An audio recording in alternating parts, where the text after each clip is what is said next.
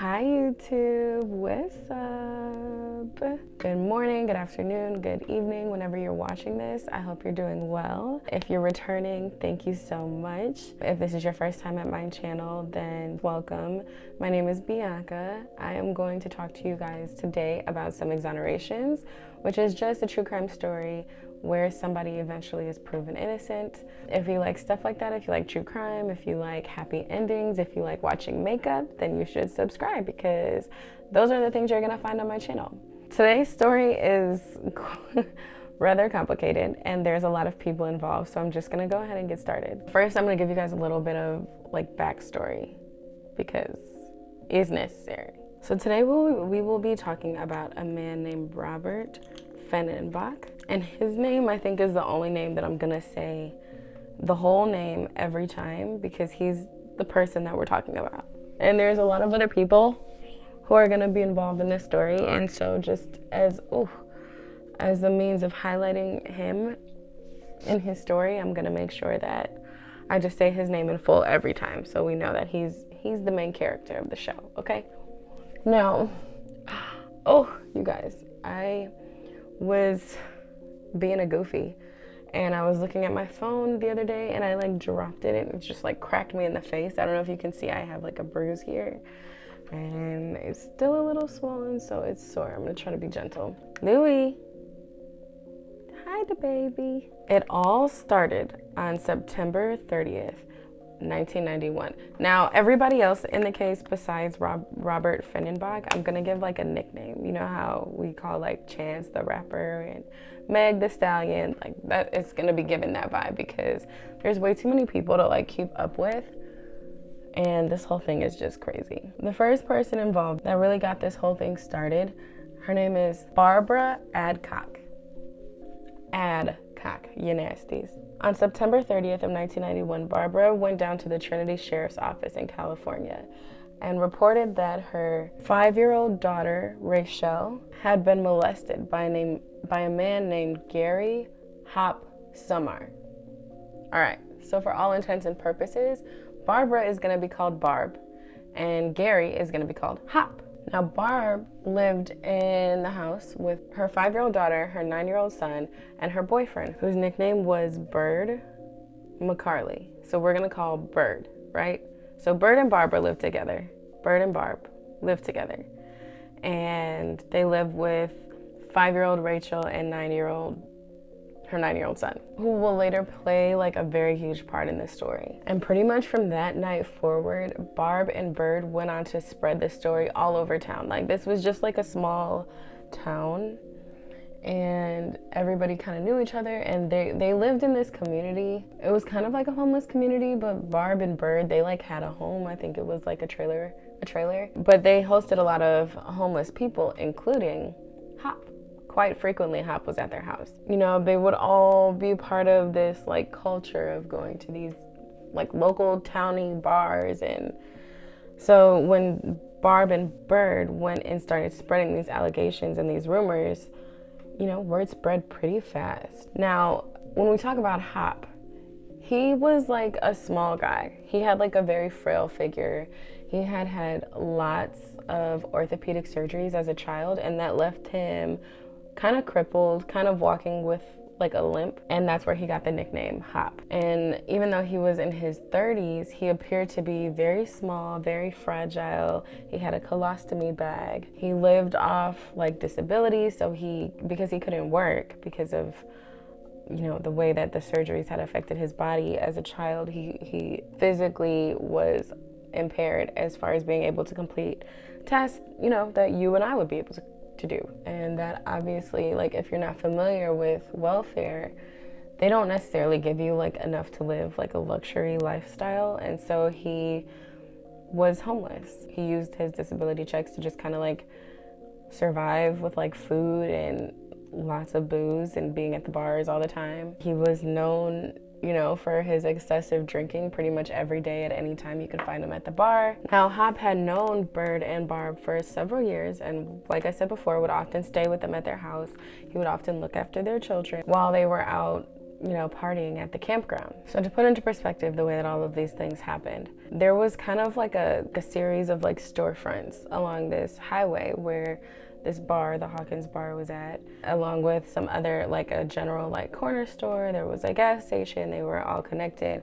There was another store across the street, and next to that store there was a trailer park, and that is where Bird and Barb and their kids lived, and where Hop would sometimes stay. Below that highway, along the river, was a United States like forest campground where people, you know, who drive around in their vans or their cars or whatever, like campgrounds are places that people can go to camp out or sleep or whatever. And this campground in particular was known for being somewhat of like a party area for people. This is where a lot of people came to kick it. Like they would be out there all night at the campground being loud, drinking, getting drunk, listening to music. It was a good spot to go kind of after the bars closed. And in September and October of 1991, there was kind of like a consistent group of people there. They were described by the locals as always being drunk, violent, out of control, just turning up with a disregard for all of the like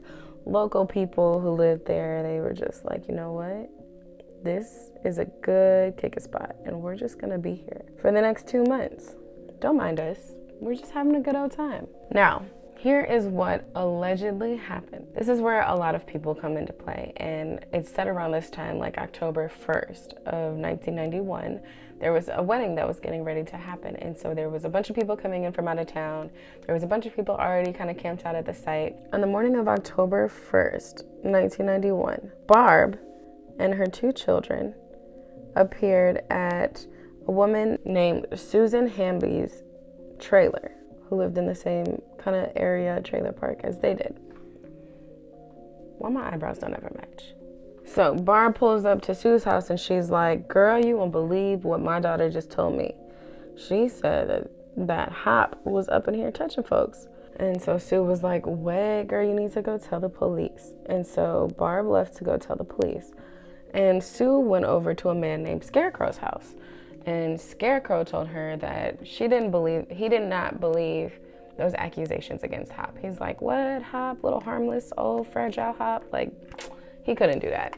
After that, Sue was, listen, when I say the word spread like wildfire, it's because Sue was up in there spreading the word like wildfire. Sue was like, ugh, Scarecrow don't believe me. Okay, I'm gonna go over to my other homegirl, Moella Berry's house. Sue the spreader went to Berry's trailer, another friend, another person, and told her about the accusations as well. She's like, girl, hide your kids, hide your wives, because it's a predator on the loose. Sue the spreader told Berry that Hop was supposed to be coming over to her trailer, and she was supposed to keep him there and kind of keep him distracted while Miss Barb went and, you know, got the police. So that was the plan. Like Sue the spreader was gonna keep Hop at her house until the police showed up. But Sue the spreader was like busy out spreading the rumor. After that conversation, Miss Berry drove Sue the spreader to the campground so that Sue the spreader could get her car, which was a truck. And while they were on the way to go get Sue the spreader's truck, Sue called up Hop because she was trying to set him up. She was like, hey child, where you at? He was like, girl, I'm over here at Simon's house. Simon with the stool. And I'm just chilling, getting drunk, you know, like I normally do. And Sue the spreader was like, oh, okay, stay there, I'll come pick you up. And so, you know, Hop, the homeless man, he's like, he trusts all these people. He kind of bounced from house to house in the neighborhood, and everybody just kind of looked out for him. He was like the neighborhood homeless guy. And so when Sue the spreader calls him up and is like, oh, okay, chill out, I'll come pick you up, he's like, okay, I'll be here, no worries. Later that evening, Sue and Scarecrow pull up to Simon's house where Hop, the homeless man, is like taking a nap on his stool, on his little bar stool, and Hop has with him his purple backpack.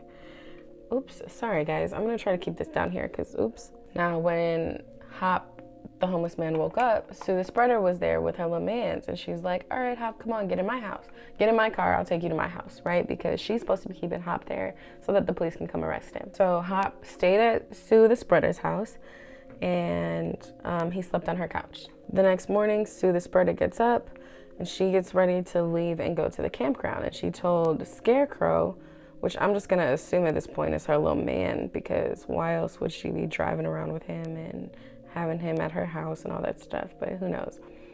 Sue the spreader has Scarecrow stay there with Hop in case the police show up to make sure that Hop doesn't leave or go anywhere. However, Hop did not stay in Susan's trailer. He leaves, and at about 6:15 or 6:30, a man named Tex Lockley, Tex with the truck, comes and picks up Scarecrow.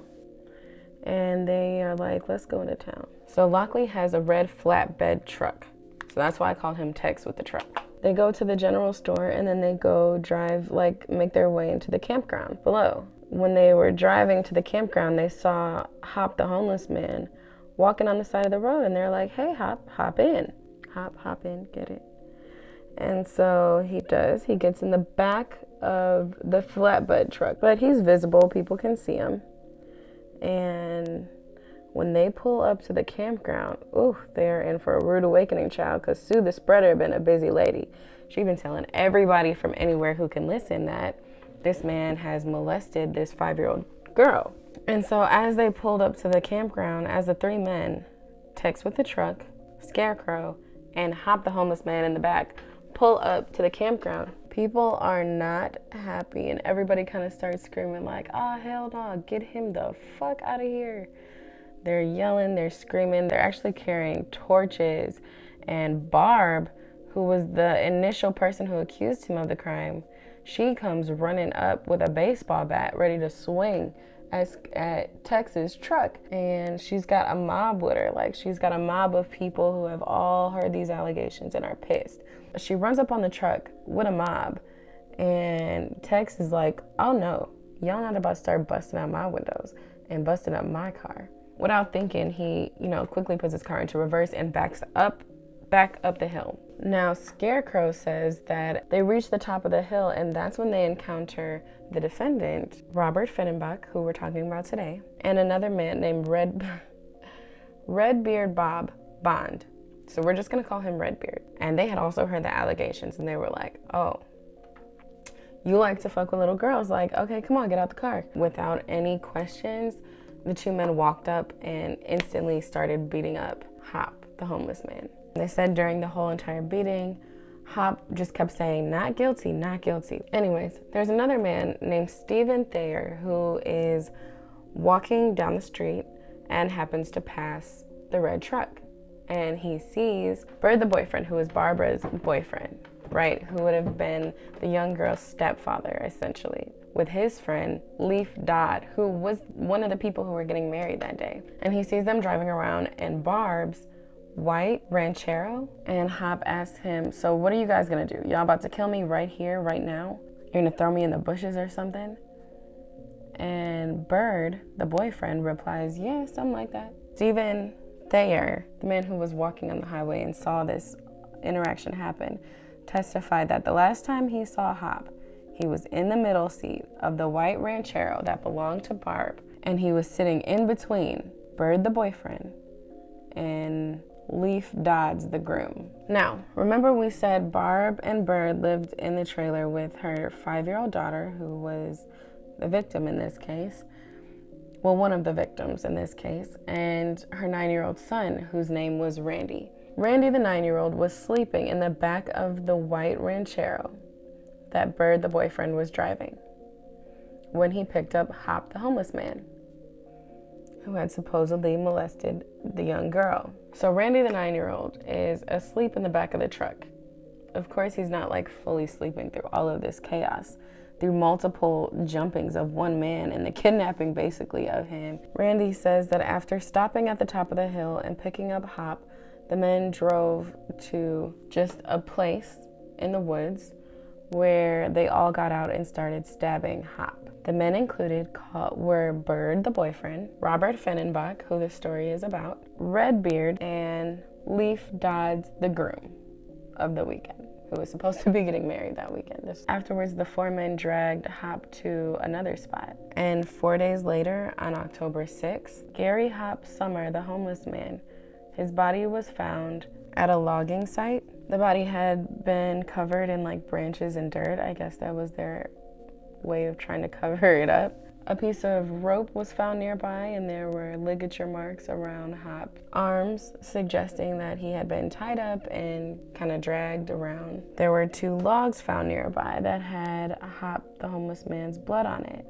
There was a bloody knife that was found about 50 to 75 feet away from where Hop's body was found, and the blood was confirmed to be that of Hop's. Now, Bird, the boyfriend, had earlier gotten into a fight at the bar and stabbed another man, and the knife that was found 50 to 75 feet away was Bird, the boyfriend's knife that was used in that stabbing as well. There were faint tire marks in the dirt that were consistent with text with the trucks, with his red flatbed truck. It said that Hop Somar died of several stab wounds and bludgeoning. His genitals showed severe signs of trauma from a blunt instrument. Numerous bones in his face were broken or fractured. His ear had been cut off. His eyeball had been pulled out of his socket, and those things happened while he was still alive. He had been stabbed 18 times in the skull and 13 times in the chest, and overall, he had been stabbed over 70 times. Eventually, 9 people from the campground would be charged with the murder. Not all of them would go through with trial. A lot of them would be dropped early. Of these people, we have Bird, the boyfriend. We have Robert Fennenbach, who we're talking about today. Redbeard Bond, Barbara, the mom. We have Tex Lockley with the truck. Somebody named Knapp. Leaf Dodds, the groom, Sue the spreader, and a woman named Sherry Fraser. Now, the person named Knapp, who I just kind of threw in there, their charges were dismissed later. So on October 2nd, the next day, detectives go and they search the campgrounds. And this is where they find just a whole bunch of stuff. The first thing they find is Tex Lockley's truck. When they find the truck, it's covered in blood. You know, there's blood on the inside of the truck on the driver's seat. There's blood on the outside of the truck. They found a shovel in the back of the truck, and when they did the blood analysis, they found that the blood was consistent with that of Bird, the boyfriend, and Hop, the homeless man. Now, the other vehicle, the white Ranchero that originally belonged to Barb, they also, searched that vehicle because people around said that it was present. At first, it was spotted kind of parked a little bit of distance away from the campgrounds near the highway because another car had been blocking the entrance. At this time, deputies said that they saw what appeared to be a pool of blood near the car. They searched near the car and they searched the car. They didn't find any blood, but they waited several weeks to impound the car towards the end of the month, and so by that time, the car would have been cleaned out and they wouldn't have been able to find any evidence if there were any to begin with. They found several other items of interest.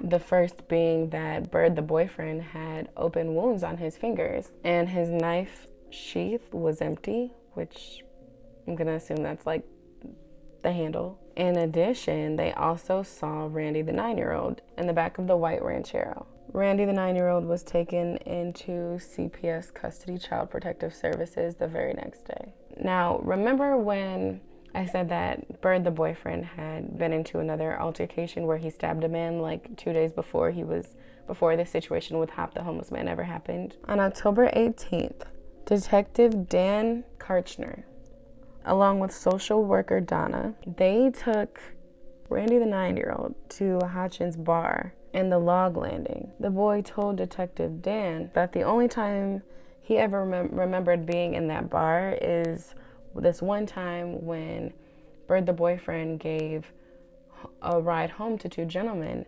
named Robert Fennenbach and Redbeard Bond, and that they didn't make any stop. Detective Dan told the boy, no, that's not right, and that Redbeard Bond had already told detectives that they did make a stop, and so that story couldn't be right, so the boy had to try again. Now, that was a lie. The lie detector determined that was a lie. He was just saying that to get the boy to change his story up. Redbeard Bond had actually never said anything of the sort. Which, like, why you gotta lie and manipulate a 9-year-old? Make it make sense. Like, a 9-year-old, really? You could just, like, you don't have to manipulate his brain. Anyways, Detective Dan starts, fabricating stories, telling 9-year-old, no, that's not actually what you saw. This had to be what you saw because this person said this and this person said that, and your story don't match up. So here's what you saw, remember? At that point, social worker Gordon, who at this point had been appointed to be Randy the 9-year-old's legal guardian while he was in Child Protective Services, encouraged Randy to play a game of detective. She's like, come on, this will be fun. And she's like, just pretend you know what happened. So Randy the 9-year-old, he's like, well, I guess that foreman would have stabbed Top. Social worker Gordon gets on the phone and calls Detective Dan, and she's like, oh, I got some new information. Re-interview the boy. And so he's like, okay, what did you come up with during your game? And Randy the 9-year-old is like, I was hiding in the back of my mom's car, the white Ranchero, and I saw that when Bird, the boyfriend, picked up the 2 men from the bar, he already had Leaf, the groom, in the car, and the 4 of them, they're the ones who stabbed Hop to death. Yep, that's what happened.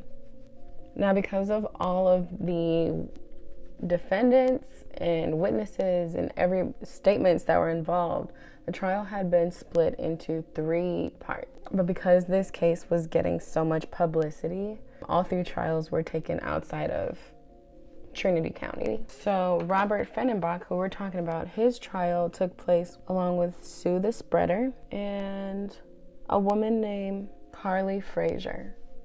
My baby hairs are all in the way. And so the 3 of them, their trial went first. Mind you, Randy, the 9-year-old, his statements didn't mention either of the 2 women. So prosecutors prepared for a preliminary hearing to start in May of 1992. A therapist was kind of responsible for helping Randy, the 9-year-old, to speak his truth. The therapist told Randy, the 9-year-old, that Robert Fennenbach's attorney, he's like a crabby man and he might try to pick on you a little bit. She even gave him a little trick to remember the 4 men's names that he needed to say were at the crime scene. 2 Bobs, a bird, and a leaf.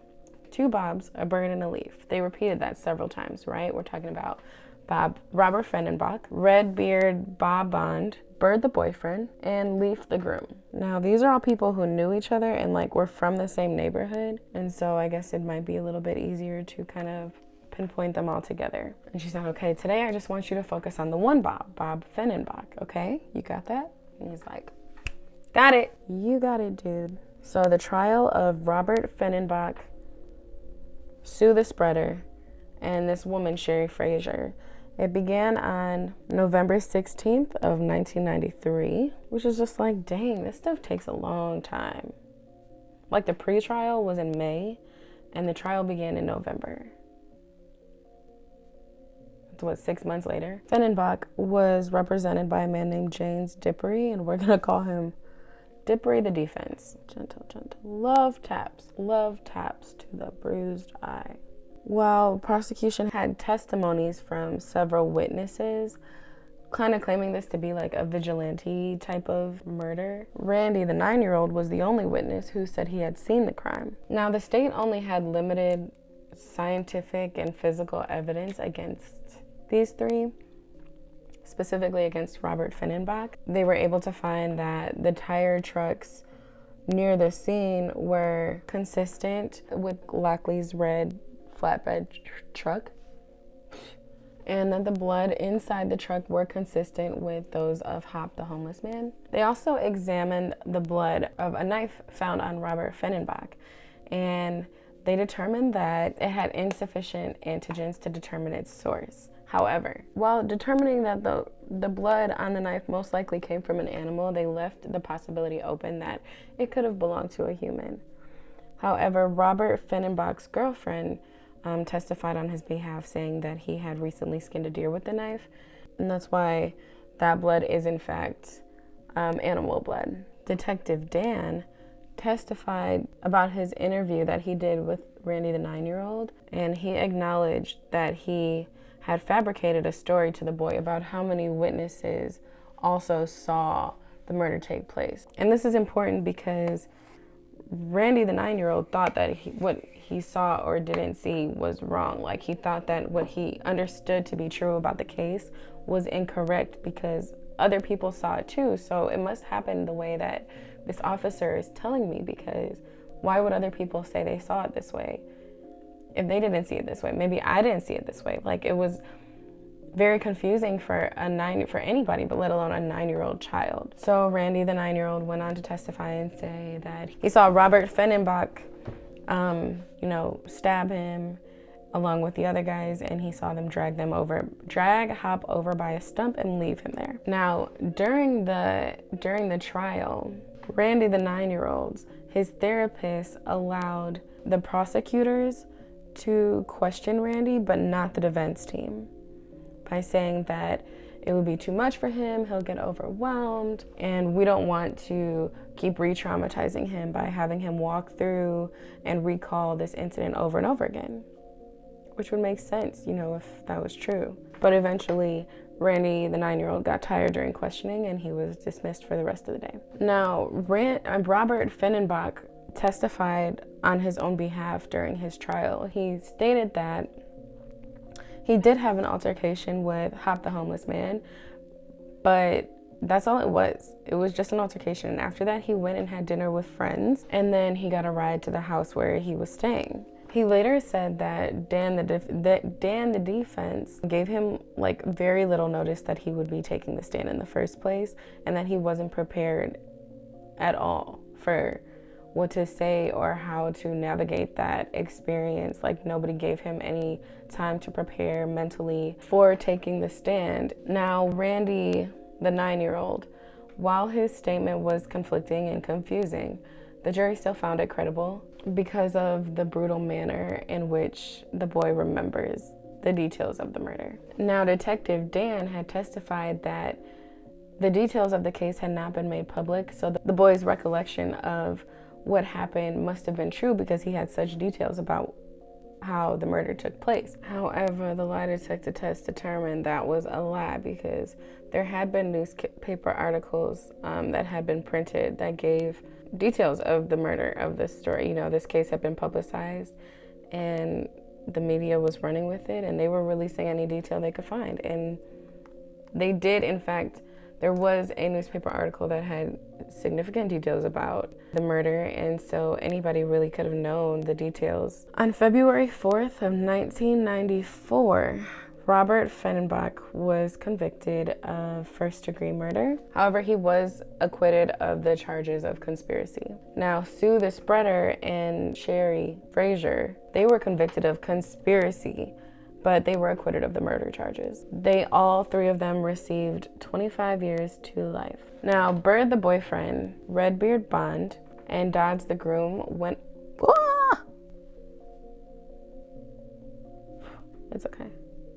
They went on trial later that year. Bird the boyfriend based his defense in part on mental illness and alcoholism. He said that he had been sexually abused as a child, and so when his honey, Barb, had came to him and told him of the allegations made on what was, at the time, his stepdaughter, he was triggered, and this brought up a lot for him, and he pretty much snapped. He said the last thing he remembers was forcing Hop the homeless man into the red flatbed truck and driving into the logging land, and then he entered a dreamlike state where he was sitting in a tree watching a man beat Hop to death, only to later realize that he was the man. Bird, the boyfriend, said that he never saw Robert Fennenbach or another vehicle being present at the scene at all. At the second trial, prosecutors sought to enter in Robert Fennenbach's knife because it would support the theory that Randy, the 9-year-old, saw 4 men kill Hop instead of just 1.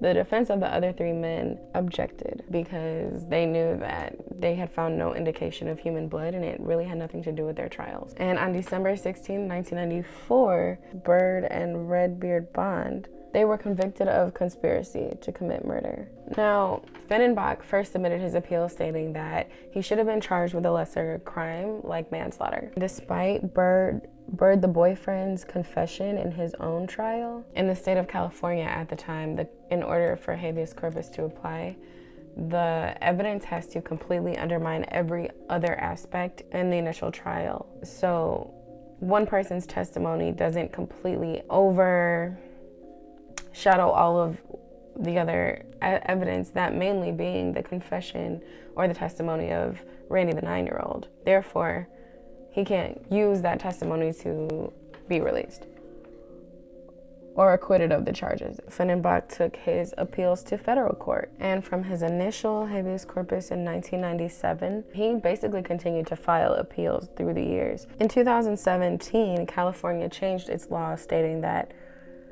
habeas corpus can be used in situations where new evidence is presented that is credible, material, and is of such force and value that it would most likely change the outcome of the trial. Robert Fenenbach filed yet another appeal in 2017, stating Bird the boyfriend's testimony, stating the false practices of Detective Dan, how the details of the crime weren't blacked out, how they had been shown in the media, and that anybody could have really came forward and said they knew details of the crime, or that they saw it happen because they had access to the details. He spoke of the intense pressure put on Randy, the 9-year-old, by the attorneys and the counselors and the social workers and the detectives. It also stated that Randy's testimony was just flat out wrong and incorrect. It also stated that Dippery, the defense, had provided ineffective assistance to Fennenbach by not preparing him to, testify on his own behalf. An evidentiary hearing was held on April 25th of 2019, where Dodds the groom testified, but Bird the boyfriend did not testify. I don't know why, but he invoked his Fifth Amendment right against self-incrimination, probably because he wasn't tried with murder, because the jury couldn't come up with a verdict, and so he just had conspiracy. And probably if he would have testified, then he would have been retried with the count of murder. And so he was probably like, nah, I'm gonna sit this one out. Which, I get it. I already told y'all what I saw happened. Just because you couldn't prove it, given that I told you, basically gave it to you. It's not my fault. After considering all of the evidence, the judge released Robert Fennenbach from custody on August 30th of 2019. Now get this. Through the help of the Innocence Project, through their investigation, a woman named Paige Caneb had been the one to help Robert Fennenbach with getting his release, right? She contacted Randy, the 9-year-old, who by this time was in his 30s. 30s, you guys. He was a grown-up. And he stated that he has been haunted by this trial ever since. Paige, from the Innocence Project, she had actually emailed Randy, the 9-year-old, transcripts from the original case, from the original trial of Robert Fennenbach, and Randy, the 30-year-old, recanted his statements, saying that he never saw the murder and that he was coerced into testifying against Robert Fennenbach and saying that he witnessed something that he never witnessed. Randy, the 30-year-old, actually filed a lawsuit against Trinity County as well as other parties, claiming that their tactics had traumatized him and left him suicidal for the remainder of his life. Immediately after the murder, he had told detectives, he had told everybody that was around him several times that he never witnessed the murder. But he was told several times in response that yes, he did witness the murder, and that he was lying, and that several times he was fed the story that he was supposed to be telling people. He was forced to continue to repeat it or until he made it believable. This recantation was added into the motion of Robert Fennenbach to dismiss the case altogether. He was granted the motion on August 24th of 2020, just a year ago, from a case that happened in 1991, which That's basically my whole entire life. This man spent trying to prove his innocence. Like, he was never not submitting appeals the whole entire time he was in jail. Judge Gutierrez, who had granted Robert Fennenbach his certificate of innocence, he stated that to implant a memory into a 9-year-old child's brain is, in the court's opinion, such a grossly shocking conduct. It's outrageous and it violates the universal sense of justice. In 2021, Fennenbach was granted his certificate of innocence. He then filed a claim for compensation on May 20th of 2021. He was awarded a lot.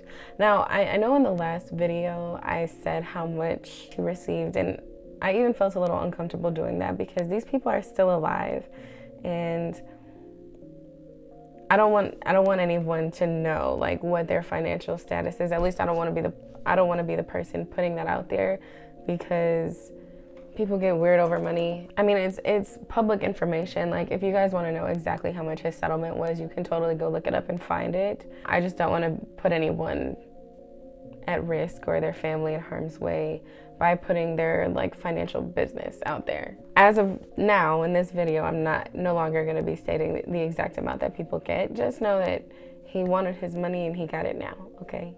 He got it. After prison, Fennenbach said, you know, I just always believed that at some point somebody was gonna have to pay attention to the story if I just kept shoving it in people's faces. Somebody was gonna have to take a look at it, and here I am with the help of my attorneys and the Innocence Project. I'm a free man. And that, my pretties, is the story of Robert Fennenbach. What do y'all think? I mean, I hope that this story was reasonable enough to keep up with. I mean, there was a lot of moving parts. I feel like my heart goes out to so many people in this story. Like, if, you know, Barbara was telling the truth from the beginning and her poor daughter was molested, and then all of this happened, that's like a lot to unpack in its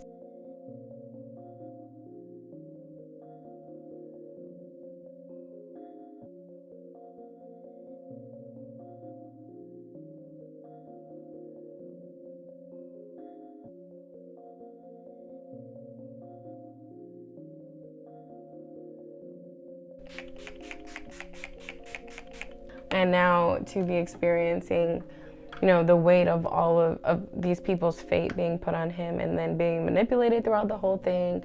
Poor Robert Fennenbach, who had a couple words with this man and then was charged with his murder. Robert Fennenbach was the only person in all of this who was charged with murder. What a ride. What a roller coaster. Thank you guys so much for listening. I hope you enjoyed the story. I'm interested to see how you guys feel about it. Thank you so much for watching. I hope to see you all next time, and everything will be listed below. If you have any questions, concerns, interest, anything, my email is also listed below. Feel free to reach out. If you have suggestions, you can follow me on social media, and I'm happy to read through whatever cases you guys have. Oh, how do you guys like this look? I tried to go for like more of a natural look today. Other than that, I hope you have a wonderful day. Be safe, protect each other, love one another, and I will see y'all next time. Peace.